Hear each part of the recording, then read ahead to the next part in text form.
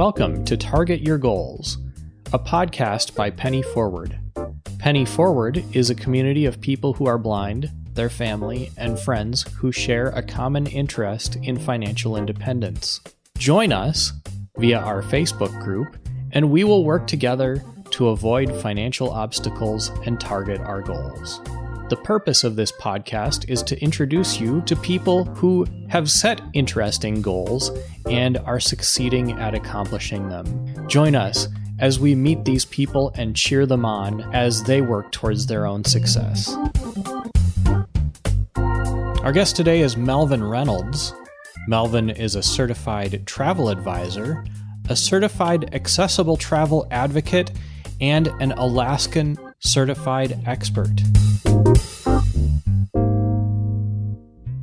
Melvin, thanks for being here. Thanks for having me, Chris. So you are a certified travel advocate and an travel accessible, what do you call that again? I am a certified travel agent and a certified accessible travel advocate. All right, and tell me a little bit about what that means. Certified travel agent is I have taken quite a few courses through the Travel Institute and through a local university and have gotten a certification as a travel agent. And the certified accessible travel advocate means that if someone is traveling and they need wheelchairs or they need braille or they need things for hearing adaptive equipment, I can get that for them. I can get oxygen. I can work with the cruise lines and have their adaptable equipment delivered directly to the cruise line or even to a hotel if they're staying at a hotel or a resort if they're staying at a resort. That sounds pretty involved. How did you get started? I actually got started quite a few years ago. Back in 1997, I graduated from Youngstown State University with a bachelor's in geography. And at the time, I wasn't sure exactly what I was going to do with that degree. And in 1999, I earned my travel agent certification. And this past year, I started working for Cruise Brothers as an affiliate agent. And one of the courses I had taken mentioned special needs group. And so I went and checked them out and they offered this training and I took it. It was a 3-hour training all about the equipment that they offered and how I could better serve special needs clients. And you yourself are a special needs client? I am totally blind. I have been for 18 years this year. How do you go about getting a geography degree as a totally blind person? I was actually sighted at the time. I was sighted when I got the geography degree. I was sighted when I got my initial travel agent certification. I'm in the process of recertifying, which is a little different now that I've lost my sight. Some of the geography courses are a little tougher than what they were when I was sighted. But being I have the basic understanding from when I was sighted, it's not as hard, I don't think, as it would be to go at it if I had never taken those courses when I was sighted. And are you a traveler yourself?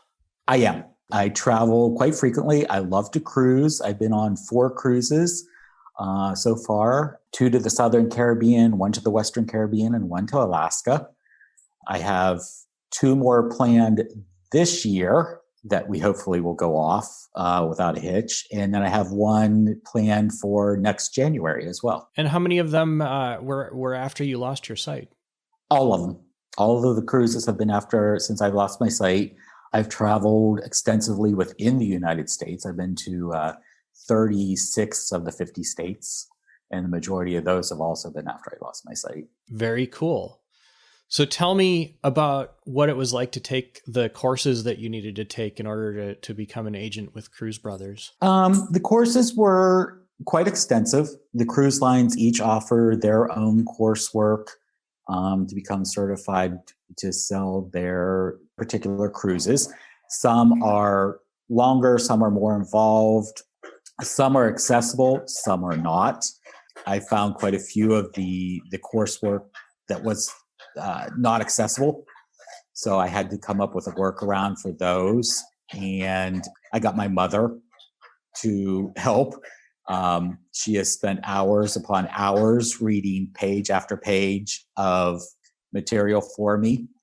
And with her help, I've been able to do all the coursework for the different cruise lines, even some of the land vendors that we use. What were some of the accessibility challenges you ran into? There would be slides, and within the slides, there would be numbers that you had to click on to expand a certain area of that slide, and VoiceOver just would not read those for me at all. And others were that instead of being like a PDF form to read, it was a JPEG. Mm-hmm. And so there was no way that VoiceOver would pick up the graphics or the print on those at all. Were there any tests? There were tests at the end of each chapter that you did. They would have been accessible had they been in a different format. Again, they were done JPEG, and you had to click the correct answer within the JPEG. But had they been in a different format, there were none that said, match this picture to that picture or anything like that. They were all multiple choice.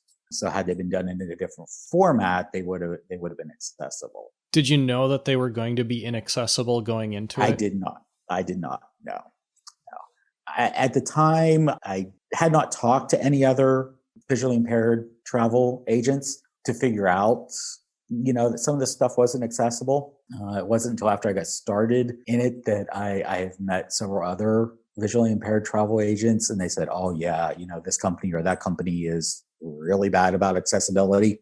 But others, I have contacted a couple of the cruise lines and said, I've been working on taking your courses, and they're really inaccessible for me as a blind travel agent. And they have said, thanks for the feedback.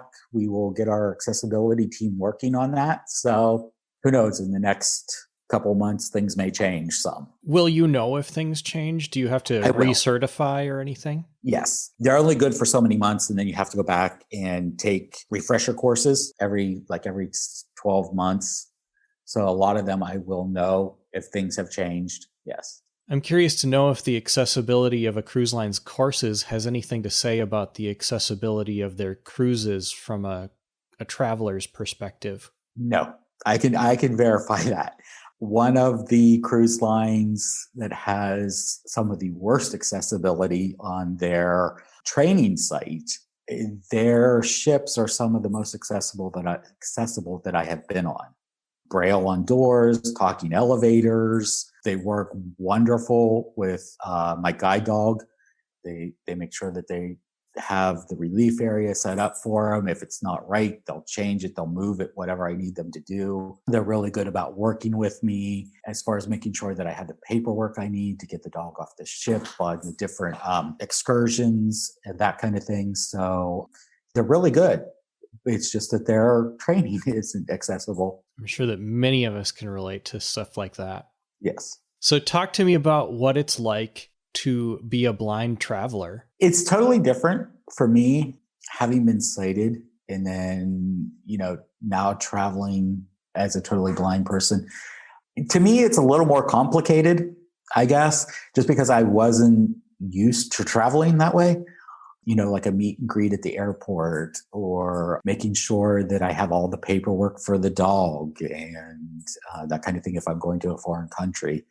Making sure that the cruise line or the airlines know that I am traveling as a totally blind person. So there's a little more work involved, I think, than traveling as a sighted person. Although it's just as enriching for me traveling now as I did when I was sighted.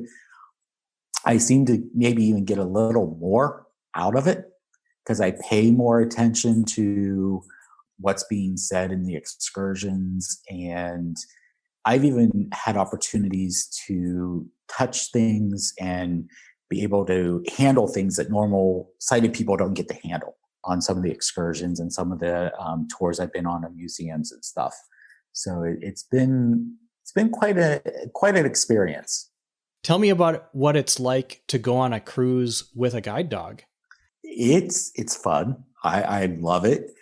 Just be prepared to be the center of attention because there are not many dogs on board ships. A couple years ago, 2 years ago, actually, we went on a cruise to the Southern Caribbean, and the captain fell in love with my guide dog. At the time, I had a black and tan Doberman named Shammy, and he absolutely fell in love with her. And every time he would see me in one of the passageways or out on deck or whatever, he would always come over and talk to me. People would pass me in the passageways or be in the elevator with me, and they always commented on the dog and how nice it was to see a dog on board the ship and how much they missed their own dogs and stuff at home. And the captain actually got us a tour of the bridge, all because of the guide dog. Had I not had her with me, we probably wouldn't have got the tour. So that was quite unique. But it is fun traveling with a guide dog. It makes it a little easier, especially when you get off the elevator and you tell the dog, get the room, and they take you right there. And, you don't have to worry about trying to find your way around this ship with, 3,000 other passengers on it. The dog learns after the first day or two that they're there where you're going, and makes it really nice. Makes it a lot easier to travel too, I think, as far as mobility and navigating, that kind of thing. You talked about going on excursions and having to do paperwork to take the dog off of the ship. Has that ever been challenging? It has been, because you have a certain number of days before the cruise to get the paperwork stamped by the USDA and sent back to you, and then faxed to the cruise line. And there have been a couple times where it's been really, really close, because either there was a holiday or the mail just was really slow. So there have been a couple times that it's been kind of close to not having that paperwork that I need. And especially being that I travel usually from Michigan to Florida and then leave on my cruises from Florida. And I'm usually down here for a couple months every winter. And my cruises are usually in January and February. So I have to find a vet down here then that's willing to work with me, having never seen my dog before. So it can be a little challenging. So they won't accept word from your vet in Michigan? Because it is more than 10 days before the cruise, no. Ah. Yeah. You have 10 days before the cruise. So if your cruise is 7 days long, you only have like a week before the cruise starts to get your dog to a vet, get them examined, get the paperwork to the USDA, get it stamped, get it back, and get it faxed to the cruise line. It's a real tight window that you have there to get the paperwork done and sent in. It seems like there would be a lot of value then in having a travel agent that knows how to do that if you're a guide dog user. I can pull all of the forms offline, make sure that my clients have those forms, and make sure that they're aware of the dates that they need to get things done. Kind of helps relieve the stress of it a little bit for them. Have you ever had to leave your dog on board ship? I have. There was one country, one island, and the paperwork was just so extensive. And then there was also an additional fee on top of all the paperwork to get the dog off the ship. And I'm like, this is just crazy. I'm not going to pay an extra $50 to get the dog off the ship, for a 2-hour excursion.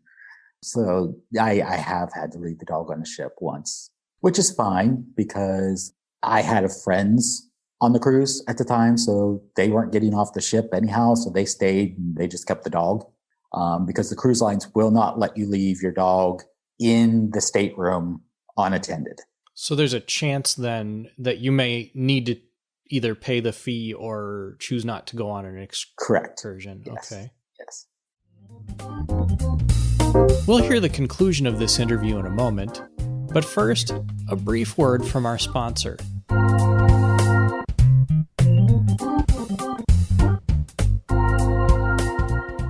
Does your audio project need a little pizzazz? Lasers? Dinosaurs? Monkeys? Ringing telephones?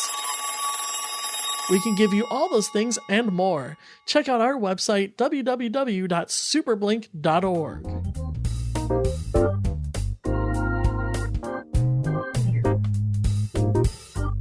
Tell me a little bit more about your employment as a travel agent. Has there been any challenges as a blind person other than the coursework? Some of the booking sites are a little tricky to navigate. One of them, in fact, I just did a booking on it a couple weeks ago. Works fine right up until the very end, where I have to submit the booking, and the button to submit the booking doesn't read. So I have to go get a sighted person and say, hey, can you click this button for me? Other than that, everything else works wonderfully on the site. That's one of the biggest challenges.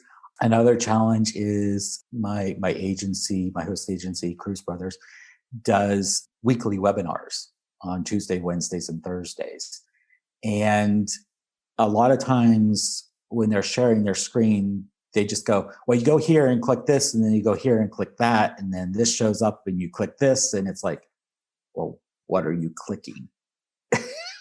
They're not very descriptive as far as talking through what they're clicking, because they're sharing video. So, the sighted agents are getting what they're doing, but me, not so much. What is the response from sighted agents that you work with when they find out that you're blind? They're like, how do you do it? It takes some patience. If you're not a patient person, it's definitely not a job for you, because there's lots of research involved, and some of that research can be quite tricky to do. But a lot of the agents are totally amazed that I actually do it and do it well. In fact, my team leader from Cruise Brothers, when I first signed on, she's like, I've never worked with a blind travel agent before. She's like, what do I need to do?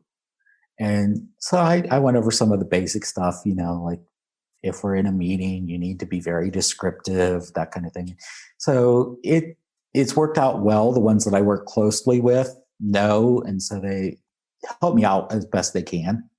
Is there a lot of collaboration in the travel agent world? There is. For example, my specialty is Alaska, as well as the accessible travel. So if someone comes to an agent that maybe doesn't do Alaska or doesn't know Alaska that well, they may then refer that person to me, and I may do the same for them if there's someone who, say, comes to me wanting to do a riverboat in Europe. I mean, I'm familiar with riverboats in Europe, but that's not my specialty. So I may pass them off to someone who I know knows that area of cruising really, really well. Can we talk for a minute about how you get paid? I imagine that it's commission-based, like a lot of sales jobs are, where you get paid for how productive you are. Yes, it is commission-based. Each vendor pays a different amount of commission. Really can't go into commission schemes, but they do pay a different amount of commission depending on whether it's cruise or whether it's land. The only ones who don't pay commission are airlines. They quit paying commission quite a few years ago. So the only way that we get commission if we book air is if we book something like a rental car or a hotel or a cruise with that air. But that gets paid to Cruise Brothers, and then I make half of whatever the commission was. So if the commission was paid $300 to Cruise Brothers, I make $150. Have you ever felt like you were less productive than other agents because of your blindness? No, I wouldn't say because of my blindness. I would say maybe because I don't know as many people who travel as some people do. I know there are some agents with Cruise Brothers who are constantly doing groups of like 250, 300 people. I can only hope to ever be that productive. Just because, and maybe it does relate back to my blindness, means that I'm not out in the community as much as they are. I don't know if that's part of it, but like I said, it's just that I don't really know people who travel as much as they do. So how have you gone about finding clients? I have a Facebook page, which is Melvin Reynolds, CTA, CATA. If you put that in the search box, you'll find me. I have that. I hand out business cards everywhere I go. Word of mouth has been a big one. friends telling friends, other clients telling their friends, that kind of thing. And I also have a newsletter as well that goes out once a month.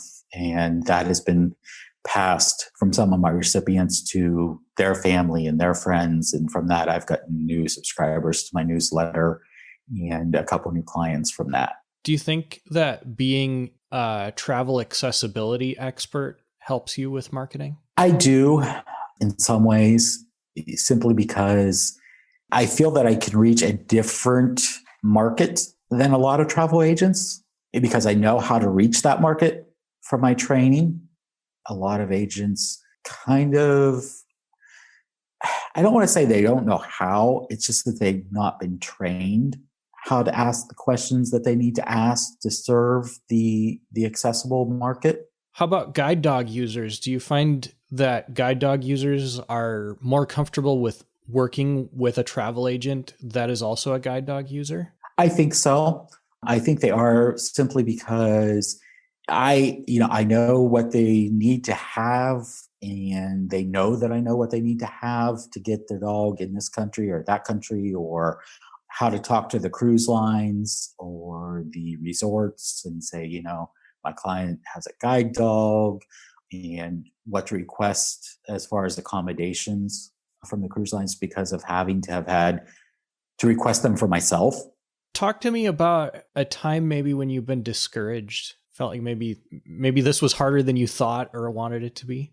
I think the most discouraged I was when I started to take courses through one of the cruise lines, and I thought, oh, I'm going to love to do these courses for this cruise line because it's my favorite cruise line. I won't mention the cruise line's name, but it is my favorite cruise line. But when I got to those courses and just discovered that they weren't accessible, and I thought, after being on the ships and seeing how accessible the ships were, is this what everything's going to be like? It was kind of disheartening to see that. And once I figured out a workaround, it wasn't as bad. But at first, I'm like, oh, if this is what everything's going to be like, I don't know. Maybe I'll just give up and not do it. But friends said, no, we can work around it. We can work with you. We can help you. You'll be able to do it. And that kind of buoyed me and helped me get through it. So what keeps you going?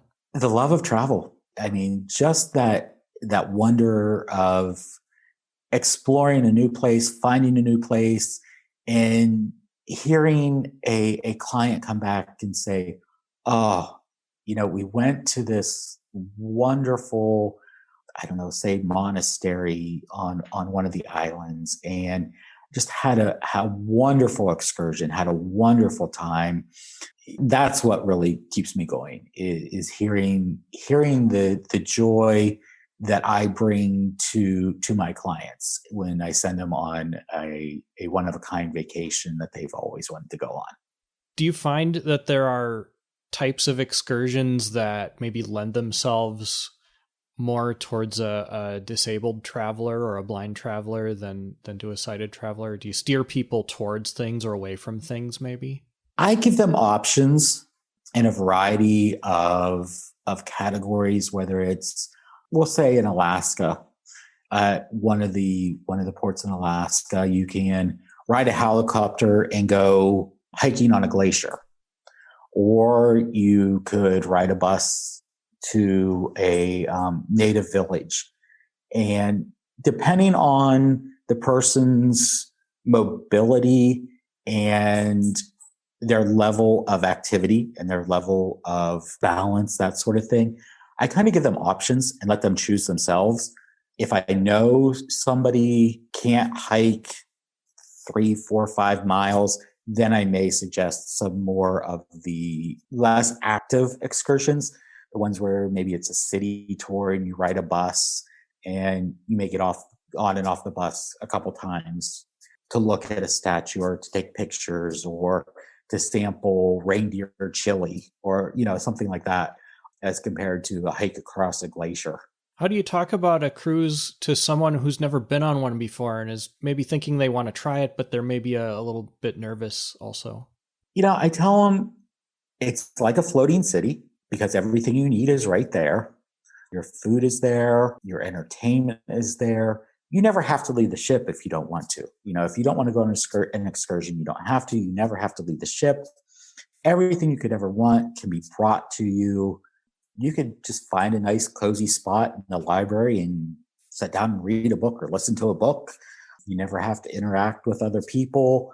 It is one of the most relaxing, most enjoyable ways to travel because you unpack once and you see 5, 6 different places without ever having to pack and unpack or drive or ride in a car or get on a plane a number of times.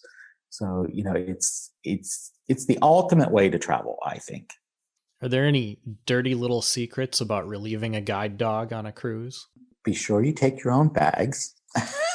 The last time I was on a cruise with a dog, we had told them we were bringing my dog, and they had the relief area set up, which is usually wood chips or paper pellets in like a big, very heavy duty plastic area that's maybe 4 foot by 4 foot.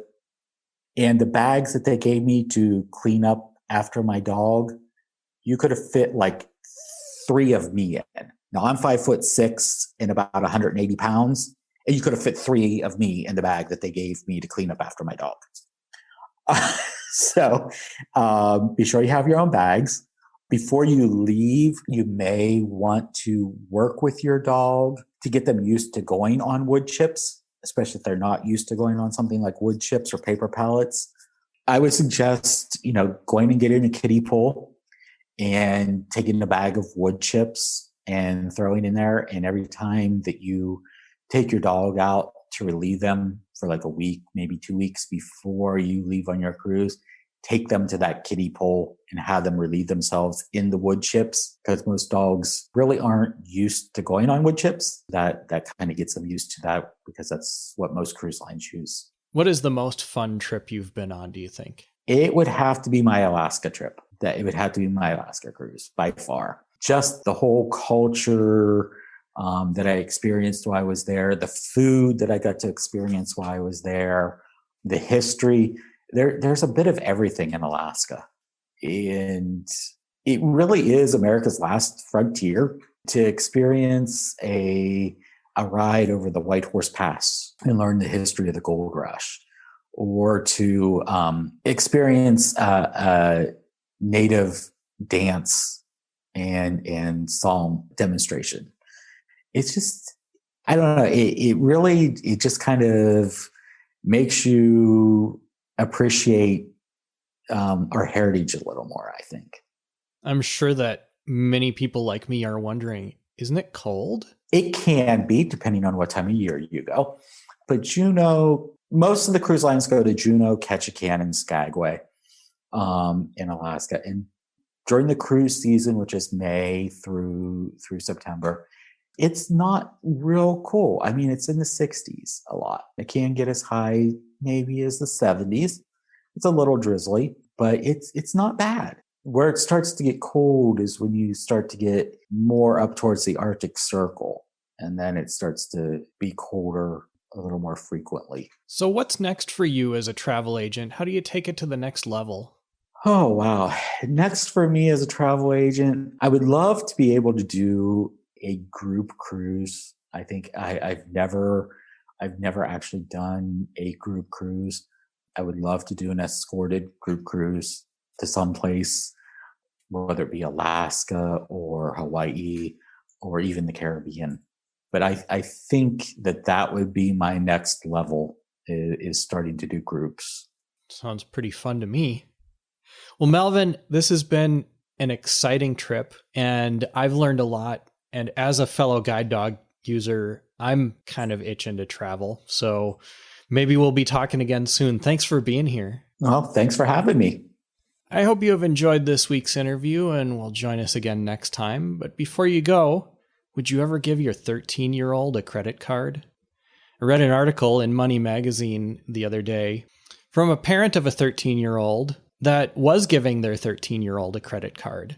My first reaction was, that's crazy. But as I read on, I got more and more intrigued. The author's point was that by giving their 13-year-old a credit card and mentoring them in how to use it wisely, that they would be better prepared to handle using credit cards when they became an adult. Now, I don't know if I would be ready to give my 13-year-old a credit card, and I'm not sure that many parents would. But I think that there was a very valuable point in the article, and that was that we should all explicitly teach our kids about how to manage money wisely.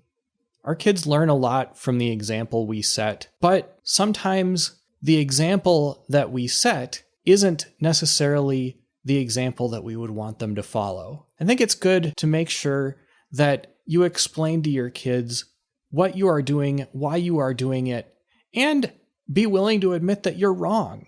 Explain to them how you could have done better, and help them to learn to manage money wisely.